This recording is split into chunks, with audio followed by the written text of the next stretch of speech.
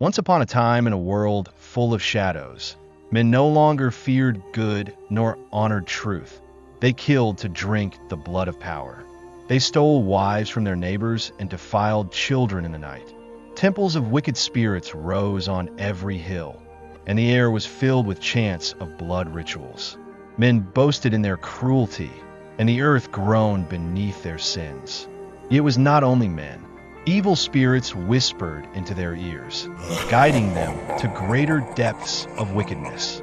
Demons were the faces of friends and kings, whispering lies that turned brother against brother and father against son. The gods watched in silence. They had given men freedom, but that freedom had turned into chains of horror. At last, they clothed themselves in flesh and walked the earth as ordinary men. When they spoke, they said, "We are the gods, the guardians who shaped your rivers and mountains. We have come to turn you from your wickedness." But men laughed. Some cursed them. Some rose to strike them. Kings declared, "There are no gods among us.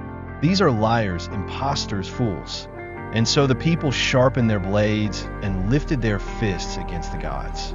The gods did not strike at first. They watched. They pleaded.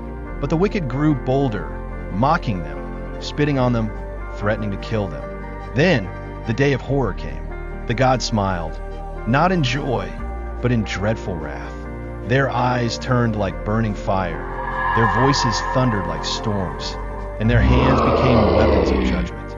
Villages trembled. Families that had shed innocent blood were torn apart. Men who had raped and murdered were cut down in the streets. Kings who had built altars to demons were swallowed by the earth beneath their thrones.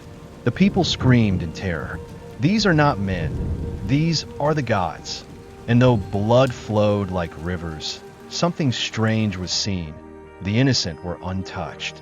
Children who had never defiled themselves walked unharmed. Mothers who had wept in righteousness were spared. The gods struck only the wicked, those whose hands were stained with blood and lust. At last, the land was covered with graves. The cries of the wicked had ceased. Smoke rose, then faded into silence. And peace, long forgotten, returned to the earth. Generations passed. The innocent who survived lived in fear of ever walking the paths of wickedness again. They raised their children in truth. And when their time came, the good were taken beyond the veil, where they stood before the Master of all, the God of gods, the King of the universe, the everlasting Comforter, Jesus Christ, the Lord of creation.